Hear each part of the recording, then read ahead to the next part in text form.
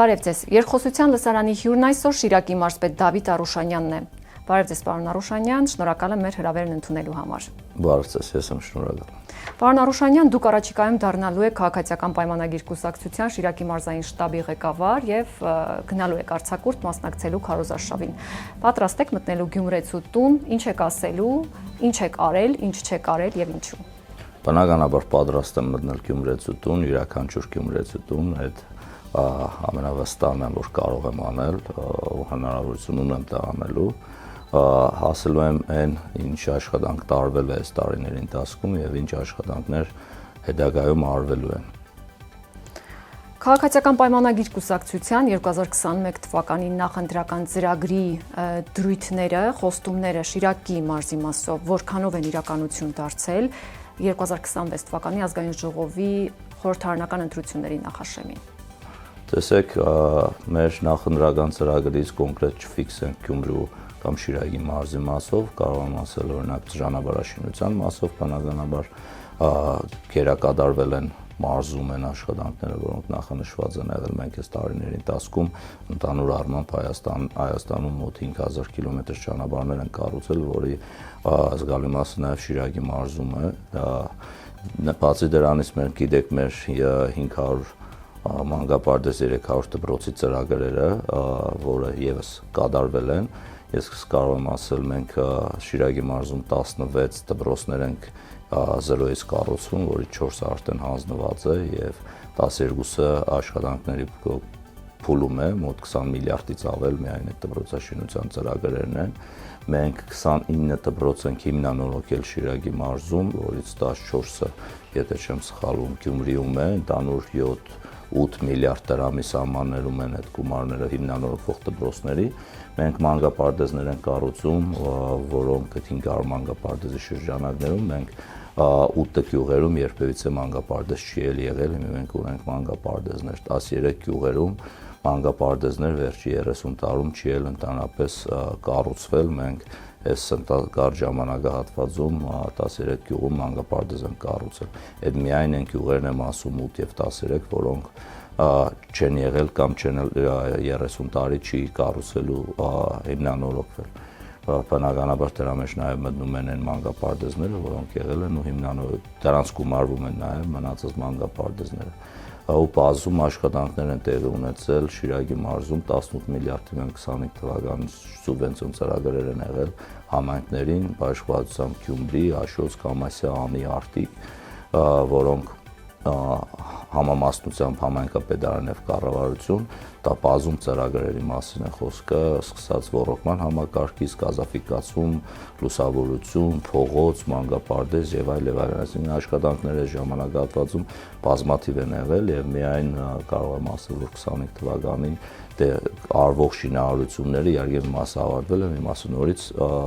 շարունակվում են մոտ 50 միլիարդ դրամի Շիրակի մարզում շինարարական աշխատանքներ 25 թվականին ընթանում։ Մենք նաև սուբվենցիոն ծրագրերով Գյումրի քաղաքի 18 փողոցների նախագծման աշխատանքներն արդեն ավարտվել են եւ անցյալ տարվա հաստատված սուբվենցիաներն են եւ 21 փողոց արդեն կառավարությունը եւս հաստատել է։ Այսինքն 39 փողոց միայն 25-26 թվականի պլանավորած փողոցներ են, արված փողոցների մասին դեռ չեմ խոսում, միայն 26-ին լինելու են այդ 39 փողոցները։ Այնպես որ ասելու շատ բան կա գյումրեցիներին, նաև միանշանակ գյումրեցիներին ներկայացնելու ենք այն քաղաքական իրավիճակը, որը տիրում է քաղաքական դաշտում, եւ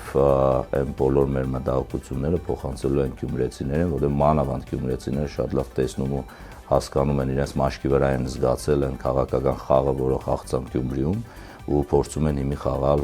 հանրապետական մասշտաբով, ես վստահեցնում եմ, որ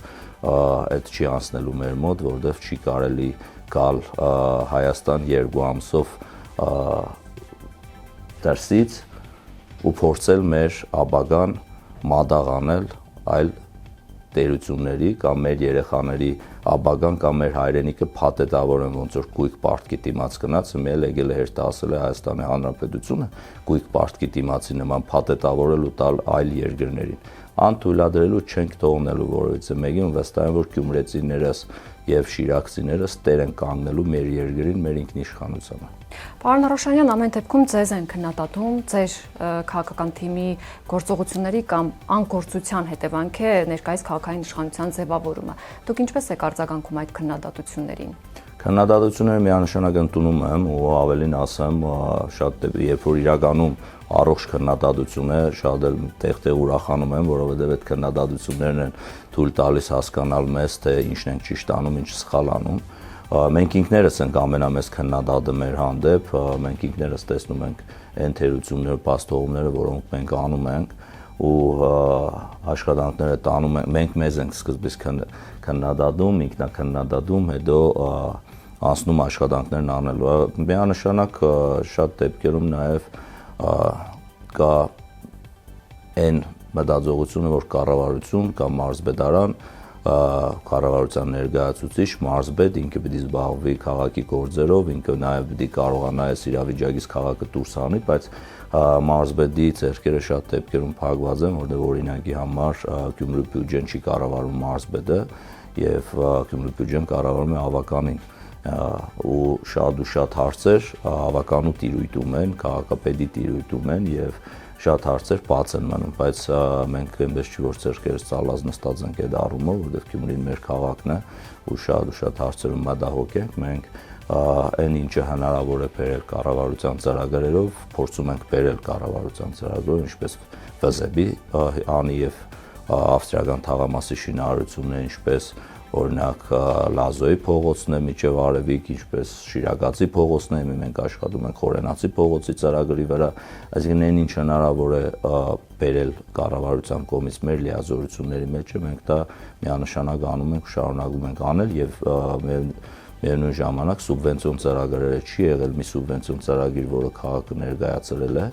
ու խնդիրներ է ունեցել նույնիսկ փաստաթղթաշրջանառության կամ ինչ-որ հարցի, մենք մարզպետարանը աջակից չի եղել այդ հարցում իրենց, որովհետև այդ մեր քաղաքի համար է ու չի եղել մի սուբվենցիոն ծրագիր, որը քաղաքը ներկայացնի եւ կառավարությունը մերժի, եթե ինքը տեղավորվում է սուբվենցիոն ծրագրերի գաղափարախոսության մեջ։ Ճանապարհաշինական աշխատանքները շարունակվում են, սակայն միջհամայնքային շատ ճանապարհներ դեռևս մնում են անբարեկարգ վիճակում, երբ կարող ենք ակնկալել համակարգային լուծում։ Տեսեք, մեր ներհամայնքային ճանապարհները ընդհանուր առմամբ Հայաստանի Հանրապետությունում ճանապարհները այնքան վատ վիճակում են եղել, որ մենք առավոտից իրիկուն ամբողջ Հայաստանն շինհրաբարակ սարքենք կամ նույնիսկ գումարն էլ որ այդ ամբողջը լինի, մենք չենք կարողանալու այդ խնդիրները շատ արագ լուծել, որովհետև կողմը շինարար այդքան չունենք, որ այդ փողոցները կառուցեն, իսկ այս տարիների ընթացքում այդ նշած 5000 կիլոմետր ճանապարհները երբևիցե նախկինում տասնամյակներով չի եղել այդ ծավալի աշխատանք ու մնա մի քանի տարում լինի։ Մենք մեր կառավարությունը տարեկան 5-ից 700 կիլոմետր ճանապարհ է ասֆալտապատում տարբեր ծրագրերով, բնականաբար քաղաքի մեջ եղած ճանապարհները նշեցի արդեն տարբեր ծրագրերով կառավարության միջնորդությամբ փողոցաշինության աշխատանքներ են տարում, կամ որ ուղիղ ֆինանսավորումը կառավարությունն է, կամ որ սուբվենցիոն ծրագրերը, որի մեծ մասնաբաժինն է էլի կառավարությունն է ու համայնքն է, համայնքի բնակիչների վճարված հարգերն ու տուրքերն են, բայց միևնույն ժամանակ ներհամայնքային ճանապարհները եւս մենք ոչ թե վատ, այլ ահավորված ճանապարհներ ունենք, որտեղ նույնիսկ տրանսպորտը ներհամայնքային չի գնում, մենք այդ ճանապարհների մասին տեղյակ ենք ու շատ ճանապարհների արդեն նախագծման մրցույթներ են հայտարարված ճանապարհային դեպարտամենտի կողմից, մենք մեր գործընկերների հետ աշխատում ենք ու հատ գիտենք, որ ճանապարհը ինչ վիճակի է։ Ուղղակի էլի ուզում եմ ներողություն խնդրել մեր բոլոր քաղաքացիներից անհարմարությունների համար, որոնք իրանք մի կրում են, բայց միևնույն ժամանակ անհնար է միանգամից բոլոր ճանապարհները կառուցել։ Մենք ըստ հերթականությամբ գնում ենք առաջ ու հիմի կարևորագույն մի քանի ճանապարհներ մոտ 10-ից ավել ճանապարհներ, միջև կարողանա ասել որ գյուղից որ գյուղ, բայց նախագծել ենք այնպես, որ ոչ թե մի գյուղից մի գյուղ գնա, այլ այնպես նախագիծը լինի, որ կոնե այդ ճանապարհը կառուցելուց մի քանի գյուղեր ներգրաված լինեն ու շուտով մենք արդեն նախագծման մրցույթները ճանապարհային դեպարտամենտը սկսելու է հայտարարել կամ արդեն որոշները հայտարարել են։ Քաղաքացիական պայմանագիրը խոստանում էր վերացնել մարզերում եւ Երևանում բժշկական ծառայությունների անհամաչափությունը, որքանով է այս նպատակը իրականություն դարձել Շիրակի մարզում։ Այս պարագայում կարող եմ ասել, որ 100%-ով իրականացել է անհամաչափության մասը, որովհետեւ առողջապահության ապահովագրությունն ամենասպասված ու երևի թե մեր կառավարության վերջի ժամանակների ամենամեծ ռեֆորմն էր ու ուզում եմ նաև նշել, որ շատ ընդդիմադիր ուժեր փորձում են ներկայացնել, որ այս նախընտրական ինչ-որ գործողություն է, որը ընտրություններից հետո չի լինելու, վստահեցնում եմ, որ երբեք նման բան չի կարող լինել, այդ արդեն իրողություն է, անշրջելի իրողություն է։ Թվերի տեսքով կարող եմ ասել, Գյումրու Շիրակի մարզի պոլիկլինիկաները ու ամբուլատորիաները եռամսյա ամփոփելուց մենք 110,000 քաղաքացի կարողացել են օգտվել բժշկական ապահովագրությունից եւ մոտ այդ միայն պոլիկլինիկաները ամբուլատորիաները Գյումրի ՊԿ-ն մոտ 20,000 շահառու է սպասարկել, որից 5,000-ը եղել են հաճակալային տերմինները միջեմ կարող ասել 15,000 եղել են այցեր ու բուժումներ ոչ մահճակալային 20,000, այսինքն կարելի ասել Շիրակի մարզի բնակչության կեսը օգտվել է առողջապահության ապահովագրությունից արդեն։ Գումարների մասով ահռելի գումարների մասին եմ խոսում, մոտ 500 միլիոնից ավել միայն ապահովագրական հիմնադրամից փոխանցվել է պոլիկլինիկաներին, որը նաև հնարավորություն է տվել մեզ պոլիկլինիկաների աշխատակիցների աշխատավարձները բարձրացնել, մենք սպասարկող անձնակազմի աշխատավարձն ենք բարձրացրել, մենք նաև բուժքույրերին եւ բժիշկներին տոկոսային հարաբերությամբ միշտորտավորված համավճար ենք տվել իրենց արած աշխատանքի համար, այնպես որ ինքը լայնածավալ ռեֆորմ է ամբողջ Հայաստանի համար, նաև կուզենամ ավելացնել, որ շատ ու շատ տեղատնային ցանցերի հետ զրուցելուց պարզ է դառնում, որ իրենց շրջանառություններն ու վաճառքները մոտ 30, միջինում 30%-ով աճել է։ Կարելի է ենթադրել ու հստակ ֆիքսել, որ այսինքն 30%-ի չափով մարդիկ կարիք են ունեցել տեղերի, հիվանդություններ են ունեցել, որոնց անհրաժեշտ է տեղերը խմել, բայց ֆինանսական միջոցներ չի եղել ու այդ տեղերը չեն խմել։ Հիմի այդ 30%-ի չափով հիվանդները, որոնց կարիք ունեին, իրենց կյանքը մի քիչ փոխվել է, ավելի լավը դարձել եւ հուսամ, որ իրանք ավելի երկարակյաց են լինելու։ Պարոն Արոշանյան, ընդդիմախոսները սա դիտարկում են որպես ընտրություններից առաջ, այսպես ասած, սոցիալական խթանում։ Չեք կարծում, որ դա կարող է ընկալվել որպես անուղղակի ընտրակաշառք։ Բնականաբար ոչ, մենք պարտավորություն ունենք։ Մեր բոլոր արած բարեփոխումները մեր ընդդիմադիր դաշտը համարում է ընտրակաշառք։ Եթե հիշում եք, որը ժամանակ առաջ Պաշտպանության նախարարը ներկայացրեց նախագիծ, որով բանակը ոչ թե 2 տարի, այլ տարի ու կես էր, այդ ժամանակ նորից էս աղմուկը բարձրացրեցին, բայց մենք հստակ ասացինք, որ այդ ոչ թե նախընտրական է, այլ հետընտրական է, որովհետև մենք 21 թվականի մեր նախընտրական ծրագրում գրել էինք, որ լինելու է ժամանակ է գալու, որ մենք տարուկես դարձնենք բանակը, այսինքն հիմա մեր բոլոր արած աշխատանքները հասկանալի է, երբ որ դու լավ ռեֆորմ ես անում, ընդդիմադիր դաշտը այդ լավ ռեֆորմն ասեմացնելու համար փորձելու է ինչ-որ մի հատ պիծ գտնի, բայց քանի որ այդ ռեֆորմների վրա հնարավոր չի պիծ գտնել, իրանք փորձում են քաղաքականացնել, որ նախընտրական է։ Մենք մինչև հունիսի 7-ը կառավարություն ենք, իհարկե դրանից հետո էլ ենք լինելու համոզված են, որ մենք այս ընտրություններում շատ բարձր ցայներ ենք հավաքելու, բայց մինչև հունիսի 7-ը կառավարություն ենք, որը մանդատ է ստացել 2021 թվականին։ Եվ մենք մինչև հունիսի 7-ը պարտավոր ենք, հունիսի 7-ն էլ չէ, հունիսի 7-ը ընտրությունը դրանից հետո էլ ենք մենք որոշ ժամանակ մնալու անցում այդ փուլը, բայց մենք մանդատ ենք ստացել 21 թվականի մեր քաղաքացիներից, որովհետեւ կառավարենք երկիրը, փոխենք իրանց կյանքի որակը ու ավելի լավը դարձնենք Հայաստանի Հանրապետությունը։ Հիմա մենք մեր աշխատանքն ենք անում ու այդ աշխատանքի արդյունքում բնականաբար լավն է ստացվում, իսկ այդ լավը նսեմացնելու համար տարաբնույթ փորձում են ինչ որ հեքիաթներ շատ դեպքերում նաև հորինել, ոնց որ անձնագրի պարագայում եղավ։ Պարոն Արոշանյան, պարգևավճարների տրամադրումը պետական համակարգում դժգոհություններ առաջացրեց հատկապես աղքատության բարձր մակարդակ ունեցող մարզերում, ինչպիսին Շիրակի մարզն է։ Ինչ եք ասում այն քաղաքացիներին, ովքեր դա համարում են անարդար։ Նախ պարգևավճարները շատ հետաքրքիր էր հարցի ձևակերպումը, որովհետև այդ նույն պարգևավճար ստացողները Շիրակի մարզի, այդ ձեր նշած ամենաաղքատ մարզի, որ այդ իհարկե համաձայն չեմ, մարզի բնակիչներ են ու իրենք էլ իրանց հնարավորություն են տրվում բարելավելու իրանց ֆինանսական միջոցները ու այս էլ նույն այդ մանիպուլյացիան է, որ մարզբեդարանը պարգևավճար է ստացել, մարզբեդարանը միայն մարզբեդը չի, մարզբեդարանում անձնակազմ կա մոտ 100 հոգի, որոնք սկսած հավաքարարից մինչև վարչության ու բաժնի պետեր ստացել են այդ պարգևավճարները։ Ավելին ասեմ, դեկտեմբեր ամսին իմ որոշմամբ բոլոր այն պոակներում, մարզբեդարանի ենթակա կառույցներում, որտեղ խնայողություններ կար, այդ խնայողությունները բաշխվել է աշխատակիցների միջև։ Այդ խնայողությունները հիմնականում տարին ամփոփելուց հետո հետեկանում, բայց որոշում կայացրեցի, որ ամանորին ընթառաջ մեր կուտակված այդ խնայված գումարները փոխանցվեն բնակիչներին ու իմ համար շատ ու շատ զարմանալի էր, որ այդ գումարը, երբ որ ամփոփեցինք ու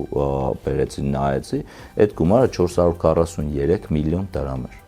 Այսինքն 4620 հոգի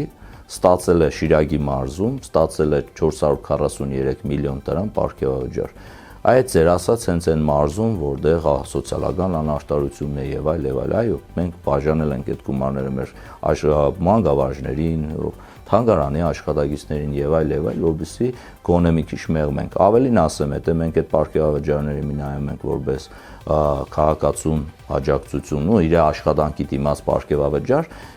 տնտեսական էֆեկտը չենք տեսնում դրա։ 443 միլիոն դրամ ամանորի շեմին մնաց Գյումրիում, Շիրակի մարզում, չգնաց այդ գումարները Երևան։ Ու այդ 443 միլիոն դրամը դարձավ ամանորյա առևտուր։ Այսինքն տնտեսական ակտիվություն, տնտեսության մեջ 443 միլիոն դրամի ներդրում կառավարության կողմից եւս այնպես որ այդ պարգևավճարը ասվածը մի քիչ այսպես բան են անում մարզում մենակ մարզբեդն է ստացել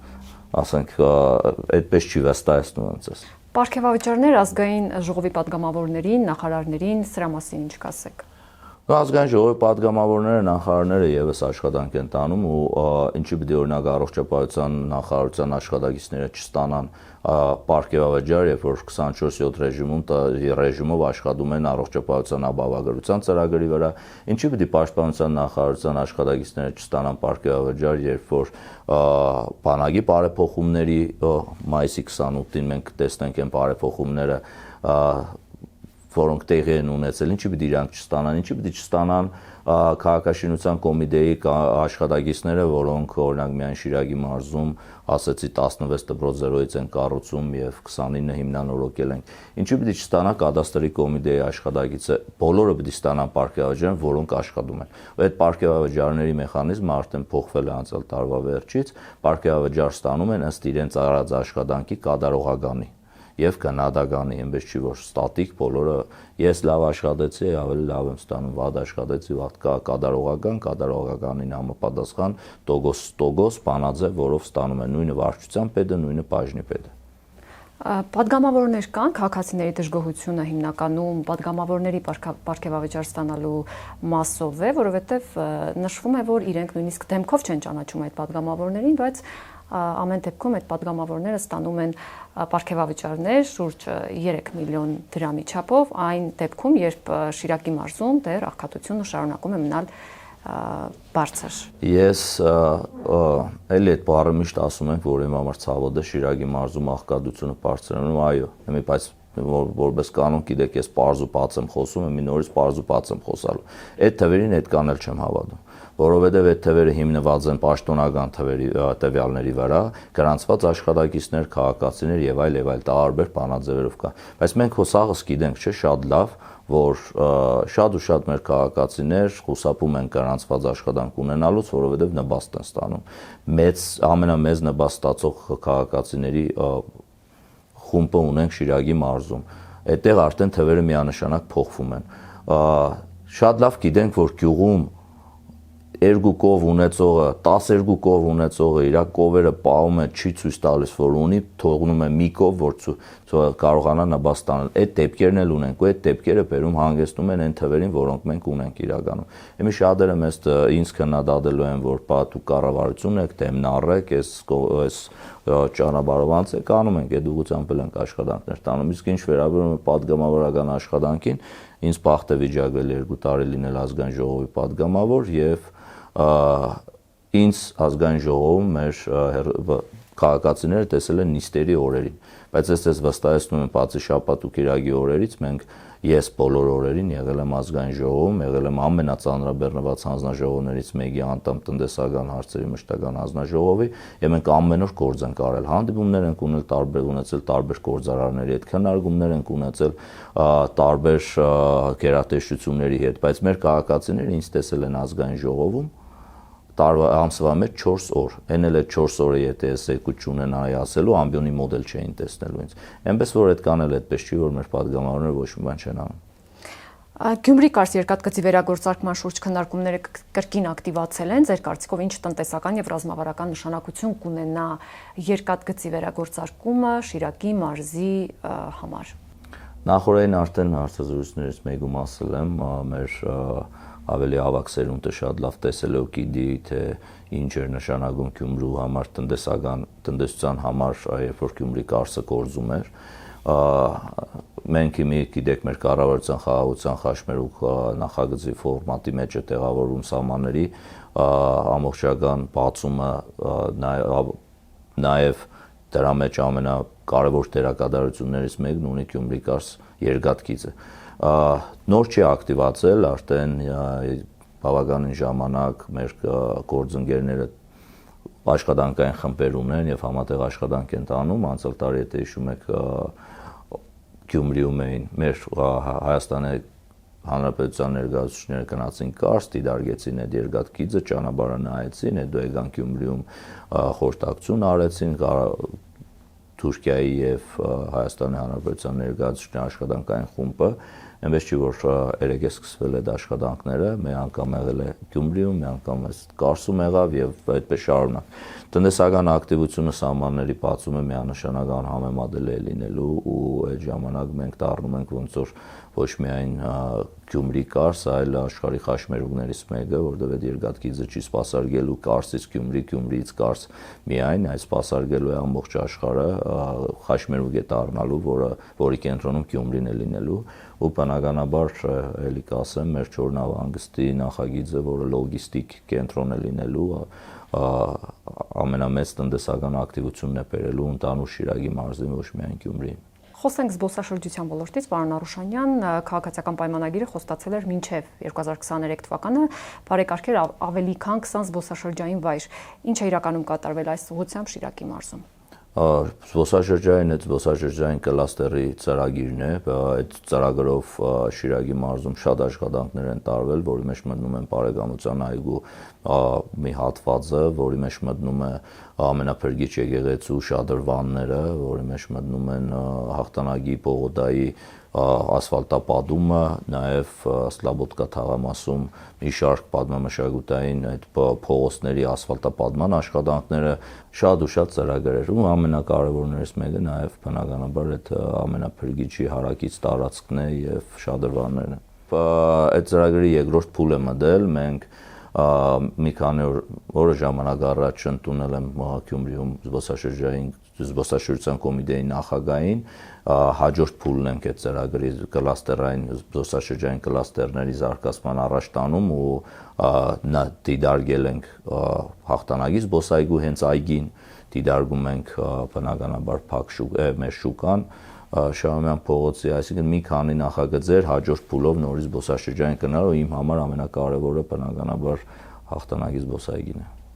Շնորհակալություն, պարոն Արուշանյան, հակիրճ թափառող շների խնդրին անդրադառնանք, տարիներ շարունակ մնում է չլուծված, թեև եղել են քաղաքական խոստումներ։ Ինչու այս հարցը չի լուծվում։ Նախ քաղաքապետարանի տիրույթում է, ամեն դեպքում քաղաքապետարանը ու ես որ ասում եմ ոչ թե գցում եմ քաղաքապետարանի դաշտ գնդակը, իմ համար չկա որպես այդպեսին որևէ մեկի տիրույթ, Շիրակի մարզում Գյումրին ամբողջ իմ տիրույթն է, ես լիազորությունների մասին եմ խոսում, որ եղավ մասնակցային բյուջետավորման ծրագիր, կառավարությունը 89 միլիոն դրամ, եթե չեմ սխալվում, հատկացրեց Գյումրուն, որովհետեւ ապաստարան կառուցեն ու այս խնդրի որոշակի լուծում տան, եթե չեմ սխալվում, քաղաքապետարանը մի քանի անգամ մրցույթ հայտարարեց ապաստարան կառուցելու, այս նախագիծն անելու, մրցույթին մասնագիտ չեղավ, ու այդպես այդ խնդիրը մնացել է։ խնդիրը գլոբալ պետք է լուծվի, հիշում եք 21 թվականին, որ փոխքաղաքապետի այդ ժամանակ շատ ակտիվ զբաղվել եմ շների ստերջացման գործընթացից, երևի ամբողջ process-ը շատ լավ պատկերացնում եմ, այն վիրահատությունը չեմ կարողանում անել, այդ խնդիրը հնարավոր չի միայն քաղաքով լուծել, այդ խնդիրը պիտի ավելի մի անգամով չի լինի, էլի վերցրինք 500 շուն ստերջացրեցինք, այդ գումարները ծախսեցինք, միջև այդ 500 շունը ստերջացնում ենք, այդ 25-30 միլիոնը ծախսում ենք, հազարատ նոր շներ են հայտնվում փողոցում։ Միանգամից ինստիտուցիոնալ լուծում պիտի տրվի։ Ապաստարաններ էին։ Ապաստարանը միայն ապաստարանով չի լինելու, պիտի լինի ոչ թե միայն հնարավոր չի ապաստարան կառուցել ու 2000 շուն այնտեղ պահել։ COVID համեմատությանս համար ներողություն եմ խնդրում, ես այդ ժամանակ այդ հաշվարկներն ներել եմ, այդ շները կերակրելու գումարով կարողանում ենք ամբողջ Գյումրու մանկապարտեզներն անվճար դարձնել։ Ես այն ժամանակ բնականաբար չեմ էլ պատրաստվել այդ ֆինանսը ուղղել այդ ուղղությամբ, եթե կարող ենք օրինակ մեր մանկապարտեզներն անվճար դարձնել ու նույն գումարների մասին էր խոսքը։ Այդտեղ պիտի լինի ապաստարան, հետը պիտի լինի կլինիկա, որը ստերջացնում է, այդ միջոցները պահի այդ կլինիկան ու միևնույն ժամանակ այդ կլինիկա վերջի օրենքն ասում է, եթե շներն ունեն հիվանդություններ, եթե տարբեր հիվանդությունների շարք կան, այդ շները քնեցվելու են։ Մենք վախենում ենք շներին քնեցնել։ Ես այն ժամանակ քնեցրել եմ շներին։ Բաց ասել եմ, որ շներին քնեցրել ենք, այդ օրենքը երբ որ գրված է, որ գիտեք շների հանդեպ չի կարելի վատ վերաբերվում, շատ ճիշտ է գրված, բայց ճիշտ պիտի մեկնաբանվի այդ օրենքը։ Այնտեղ գրած է, որ չի կարելի վառել, չի կարելի կրակել, չի կարելի ծեծել, բայց նաև գրված է, որ մարդկանց համար վնաս պարունակող շները լինեն հիվանդություններ եւ այլ, այդ շներին օրենքի սահմաններում քննացվելու են։ Մենք ինչի չենք քննցնում այս շները, որոնցից վտանգ կա մարդկանց հանդեպ։ Վերջը սահմանադրությամբ համար 1-ը մարդն է ու մարդու ցանկում էլ որևէ բան չկա։ Շիրակի մարզը շարունակում է ունենալ բարձր արտագաղթ եւ աղքատության մակարդակ, ինչ կոնկրետ քայլեր են արվել այս միտումները կոտրելու համար։ Տեսեք, արտագաղթը կոտրելու համար մենք այդ գյուղերի բնակիչներին ու քաղաքների բնակիչների համար ստեղծում ենք կյանքի որակի փոփոխություն, ստեղծում ենք ավելի լավ պայմաններ։ Այդ գյուղերում կառուցում ենք 1.5 միլիարդ դրամ արժողությամբ դպրոցներ։ Այդ գյուղերում կառուցում ենք մանկապարտեզներ, ճանապարհներ, գյուղերը գազաֆիկացնում ենք,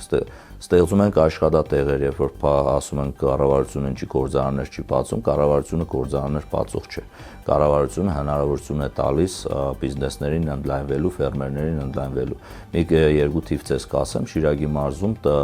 մինչև 25 թվականը 4.5 միլիարդ դրամ կառավարության աջակցությունից օգտվել են տարբեր ֆերմերներ, տարբեր ծրագրերից, խելացի անասնագոմերից մինչև մեղվապահություն, սուբսիդավորվող ծրագրերով տեխնիկայի ձեռքբերում, խելացի ջերմոցների ծրագրերով եւ այսինքն 4.5 միլիարդ ներդրվել է Շիրակի մարզում կառավարության կողմից բիզնեսի ու ֆերմերների աջակցման համար։ Հենց այդ ենք փորձում անել, որովհետեւ մեր գյուղացիները, մեր քաղաքի բնակիչները չհեռանան իրենց բնակարանից, համ ունենան լավ կենսական պայմաններ, համ ունենան լավ դպրոցներ, փողոցներ, նաև աշխատանք։ Ձեր պաշտոնավարման այս ընթացքում որն եք համարում ամենամեծ բացթողումը կամ չլուծված խնդիրը Շիրակի մարզում, այս մեկ տարվա ընթացքում կա որոշում կամ ոլորտ, որը հետադարձ հայացքով կգնահատեք որպես բացթողում կամ թերի իրականացված քայլ։ Դե բնականաբար կնշեմ ավստրիական ու անհետ թաղամասերը, որը բայց վստահեցնում եմ, որ դեռ ազգային ժողովի պատգամավոր եղած ժամանակվանից եմ աշխատել այդ ծրագրի վրա, բայց մեր քաղաքացիները ընկալ են, որ մենք միջազգային մարզույթներ են լինում եւ ժամանակը ցկցկվում է օրենքի պայմաններով, բայց վստահեցնում եմ, որ դեռ պատգամավոր եղած ժամանակվանից եմ աշխատել, իսկ մի առավել եւս մարզպետ նշանակվելուց հետո ու աշխատել եմ ու շատ ուրախ եմ, որ արդեն մենք նախագծման փուլում ենք ավստրիական ու անհետ թաղամասերը։ Հաջողված ծրագրերից միանշանակ ասեմ, որ մենք սկսել ենք արդեն երկրորդ պոլիկլինիկայի շինարարության աշխատանքները։ Հետադարձ հայացքով որ նայեմ, ինձ միանշանակ քննադատեմ են բոլոր աշխատանքները, չարված աշխատանքների համար, որոնք մեր համակարգացիներին անհարմարություն են պատճառել։ Վերջին հարցը պարոն Արուշանյան, եթե վաղը հաշվետու պետք է լինեք Գյումրեցուն, ոչ թե կուսակցությանը, ինչ կասեք անկեղծ։ Բարդ հարց եք տալիս։ Նախ շնորհակալություն կհայտնեմ վստահության համար Գյումրեցուն, որովհետև ես իմ մեջքի հետևում զգում եմ բոլոր գյումրեցիների անխտիր, նաև տարբեր քաղաքական ուժերի ներկայացուցիչների անխտիր աջակցությունը ինձ ու իմ արված աշխատանքին, դրա համար այդ ինձ ուժ է տալիս ու ես շնորհակալություն կհայտնեմ բոլոր գյումրեցիներին, ներողություն կխնդրեմ չարված աշխատանքի համար, որոնք դեռ չեն կարողացել անել եւ միևնույն ժամանակ բացի ներողությունից ու շնորհակալությունից կպահանջեմ գյումրեցիներից, որ իրենք Գյումրուն վերաբերվեն որպես տուն քաղաք Գյումրի եւ համարեն, որ այս իրենց տունն է։ Մենակ մարզպետը չի կարողանալու Գյումրի կառուցել, մենակ քաղաքապետը չի կարողանալու Գյումրի կառուցել, Գյումրին բոլորիս տունն է ու կառուցելու ենք բոլորով յուրաքանչյուր գյումրեցով։ Շնորհակալություն հարցազրույցի համար։ Ես հիշեցնեմ, որ երկխոսության լսարանի հյուրն այսօր Շիրակի մարզպետ Դավիթ Արուշանյանն էր։ Ցտեսություն կհանդիպենք։